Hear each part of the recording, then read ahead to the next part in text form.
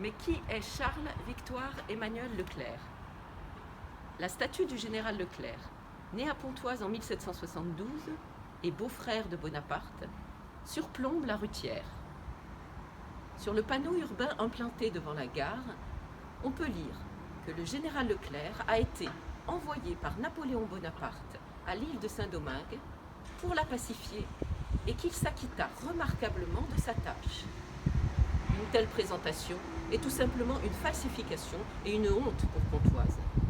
Qu'en est-il en réalité?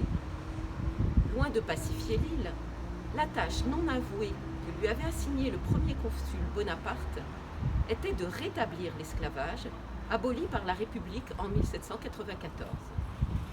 Débarquant à Saint-Domingue en février 1802 à la tête d'un corps expéditionnaire de 23 000 soldats, sans annoncer ses véritables intentions, il provoque la révolte des habitants qui, apprenant qu'une expédition similaire a rétabli l'esclavage à la Guadeloupe, refusent de retourner à l'état d'esclave. Toussaint Louverture prend la tête de cette révolte. Celui-ci avait été nommé général en chef de Saint-Domingue par le Directoire en 1796, avec mission de contrer la tentative de mainmise britannique sur l'île. Il avait organisé en 1801 l'élection d'une assemblée constituante, premier jalon pour l'indépendance. Le général Leclerc tente d'écraser dans le sang l'insurrection du peuple de Saint-Domingue, usant de procédés d'extermination de masse, et arrête par traîtrise Toussaint Louverture, qui mourra de froid en avril 1803, prisonnier au fort de Joux, près de Pontarlier.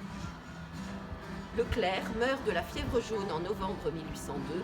Il est remplacé par Rochambeau, venu en renfort avec 10 000 hommes, qui se verra forcé de capituler à la bataille de Vertières le 18 novembre 1803. Cette date signe la complète défaite des troupes du premier consul, qui ont 10 jours pour rembarquer. L'île est proclamée indépendante de la France officiellement le 1er janvier 1804. Haïti devient alors la première république noire au monde. C'est en 1869 que la maréchale Davout, sœur du général, offre à la ville de Pontoise une statue de son frère, haute de 3 mètres, et qui trône depuis face à la gare, au pied de la cathédrale Saint-Maclou.